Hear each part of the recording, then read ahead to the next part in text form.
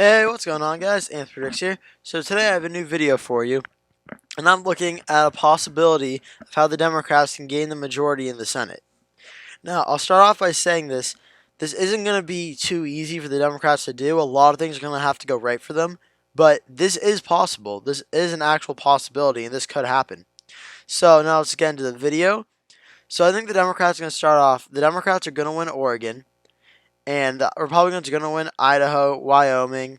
Montana will come back to. South Dakota, Nebraska, Kansas. Actually, no, Kansas will come back to as well. Oklahoma. Democrats are going to win New Mexico. Republicans are going to win Alaska. Louisiana, Arkansas, Mississippi, Tennessee, West Virginia, South Carolina. These aren't going to flip. Democrats are going to win in Delaware, New Jersey, Rhode Island, Massachusetts, and they're going to win in Illinois. For now, that's all the ones I want to talk about on the safe side. The rest, I feel like could all be somewhat competitive. So these are the states in gold that are going to be competitive that I want to talk about a little bit. Okay, so there's that.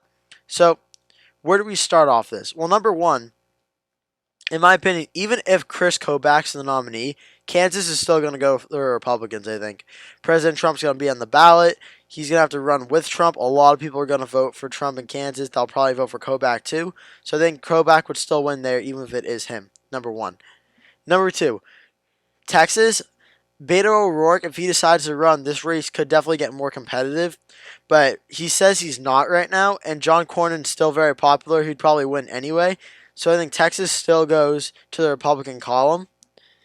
And another one that we kind of need to talk about is Montana. It all depends on Steve Bullock.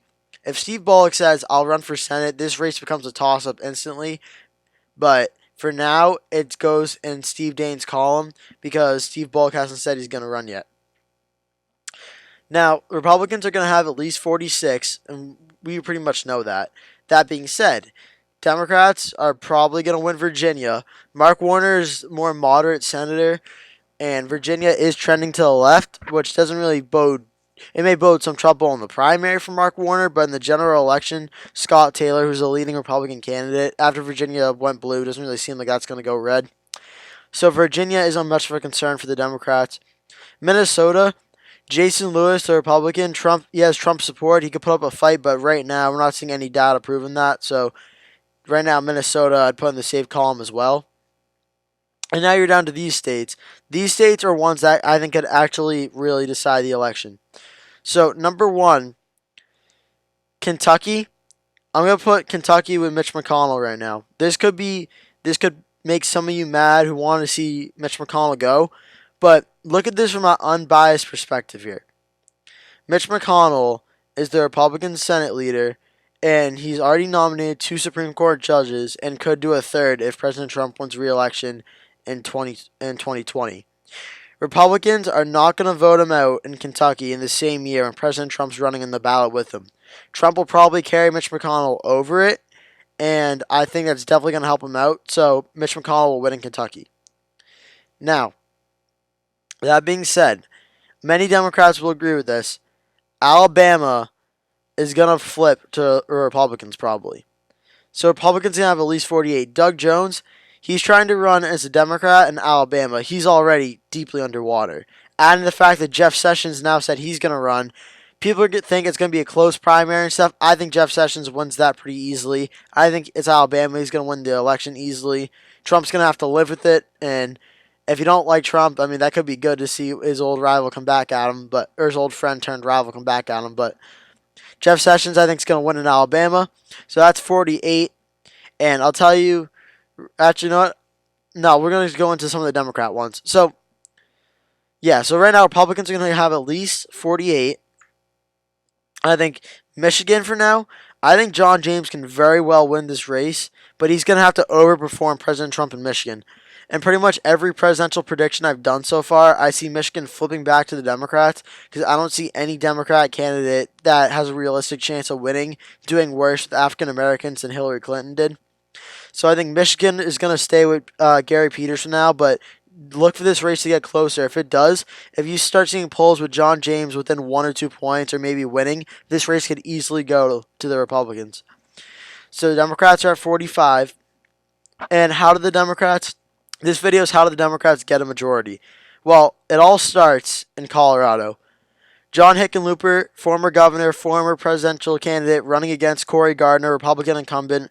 Cory Gardner won back in 2014, a deeply Republican midterm year, on an anti-incumbency of President Obama. What that means for anyone that doesn't understand that is the country did not like President Obama, and a lot of swing states voted for Republican senators, like in Colorado, like in Iowa, like in North Carolina. Virginia, Mark Warner almost lost to Republican Ed Gillespie. It was within 1.2%, I think it was. That was like one of the first races I really paid attention to because how close it was. So there was a very anti-President Obama incumbency, and that's how Cory Gardner won in Colorado. Now it's quite the opposite. This 2020 election, President Trump's on the ballot. It's no doubt going to be a referendum on him.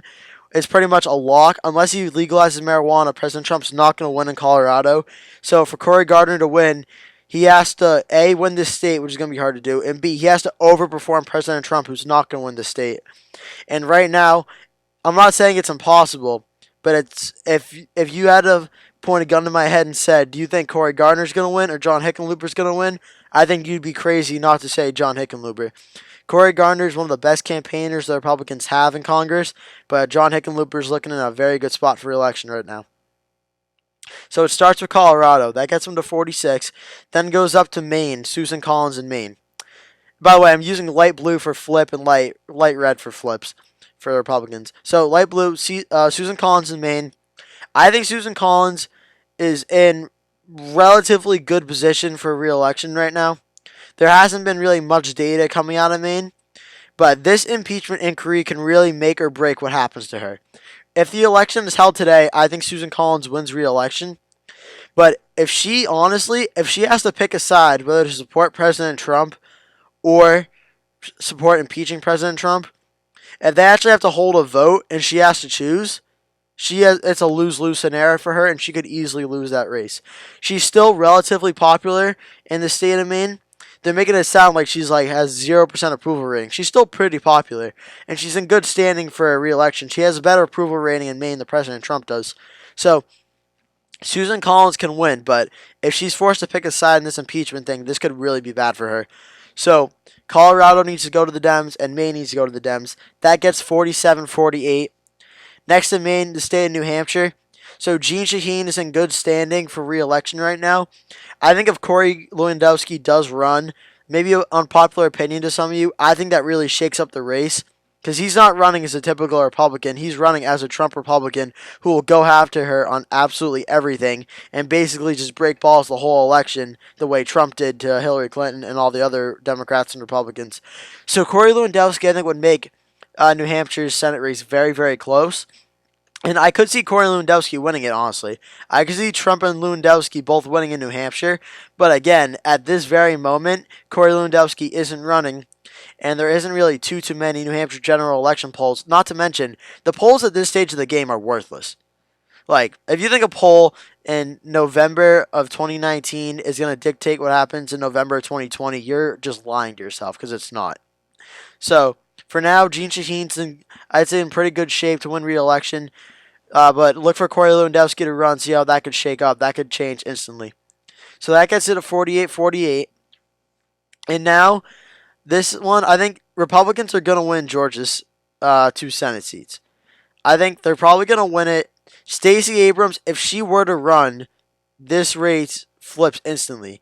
I think if Stacey Abrams does run, this map for Democrats taking the majority gets a lot easier. But right now, the only candidates in Georgia running right now that are noticeable are Jon Ossoff, and he's running against David Perdue. And that's the seat we're talking about now. So I think that one, Jon Ossoff versus Perdue, I think Perdue wins that, no problem. Now, in the open seat, it's easier for the Democrats to win. So if it's, say, Jason Carter, he may have a good chance. I think Michelle Nunn, if Stacey Abrams doesn't run, Michelle Nunn's the best candidate the Democrats have in Georgia. That's who I think they should run. That's who I think has the best chance of beating any Republican in Georgia, if not Stacey Abrams. But Michelle Nunn or Jason Carter both be strong candidates in Georgia, but they need to make a decision who they're going to run soon because it's getting closer and closer to Election Day. They're lacking a unified candidate. So Republicans are going to have 49, I think. So where do they go? Well, Democrats go to Arizona. Mark Kelly is running against Martha McSally right now. And just like in 2018, we've already seen warning signs out of McSally's campaign. Her fundraising numbers are behind her Democratic opponent. Early polls, the first few early polls showed McSally winning, but now the most recent ones show the Democrat winning by anywhere from 3 to 5 points. Kind of anyone that watches the 2018 election videos kind of sounds familiar, right? Now, this is one where I admit I got Arizona wrong last time. I thought all the polls were trying to rig in Cinema's favor, and Martha McSally was going to pull out a close victory. She almost did. It was close, no doubt, but the polls ended up being right, and Kirsten Sinema did win. Now, Arizona this time around, I still think right now this race is a pure toss-up if you ask me, but if in the Democrats' scenario for taking the Senate, Arizona has to flip. There's almost no way around it. It has to. And there's a very realistic shot it does flip right now because Mark Kelly is very popular. Martha McSally, she's not, for some reason, she has a great resume, but she's not really resonating with Arizona voters because she said she didn't like Trump in 2016. Then she said she did like Trump in 2018 and went full Trump and then lost. So now it's kind of interesting to see how she's going to run. So Arizona needs to flip for the Democrats to win the majority. And that's pretty much what's going to happen, I think. That could happen in real life as well. So now 2 states left, North Carolina and Iowa. I think the first one that flips is North Carolina, if you ask me. North Carolina has a history of not really re-electing its incumbents. But don't forget, America is becoming a lot more polarized, and I feel like North Carolina is going to vote for President Trump again. So President Trump could bring Tom Tillis over the top just on that. But I think for the Democrats to take the majority, Tom Tillis would have to lose, and North Carolina would have to go blue. So, and I believe it's Cal Cunningham that's running against Tom Tillis too. So they have the Democrats have a good candidate. Again, I have to give the Democrats candidate. They feel or Democrats credit. They get a lot of good candidates to run in a lot of these races. If they get Steve Bullock or Stacey Abrams or something or Beto O'Rourke, they would be having phenomenal candidates to run. So that would get the Democrats to 50. So if President Trump wins, then the best Republicans could do in this scenario is tie, and Mike Pence would break the tie. But if the Democrats win, if the Democratic president wins, say Biden or Bernie or Warren or something, the Democrats would technically have a very narrow majority. But let's assume President Trump wins re-election just for the sake of making this video more entertaining, Iowa would have to go to the Democrats. Now, my first prediction I made, Joni Ernst, I had her winning almost in a safe margin. I put her in likely, but almost in a safe margin. I didn't realize at the time a lot of her popularity polls have gone down, and the tariffs have heavily affected Iowa. So her Senate seat is definitely in play right now. I still think she's a narrow favorite to win, but it's definitely in play. So look out in Iowa to see what happens there. So for the Democrats to win the majority, I think they need to flip Arizona, Colorado, Iowa, North Carolina, and Maine. That's 5 states they need to flip. And they need to hold on to competitive races in Michigan and New Hampshire. And they have to do this because Republicans, I think, are going to hold on in Alabama. They're going to flip that. They're going to hold on narrowly in Georgia. And there is a possibility Texas and Montana could get close, but I have the Republicans holding on for them right now. So thank you so much for watching. I know this video is a little longer than usual, but I really want to go in depth for you and give you some very accurate and intelligent analysis of the races. I want you to get a clear understanding of them. So hopefully I did that in this video today. If I did, please subscribe, please like it, please smash the bell icon so you can get every notification when I post a video. I'd really appreciate it and help me on this mission. I recently updated my info, what this channel is all about. I'm just a kid who's trying to make some big moments from some great moments from some great opportunities. So I'd really appreciate it if you help me out and subscribe. Thank you so much for watching, and I'll see you in the next video.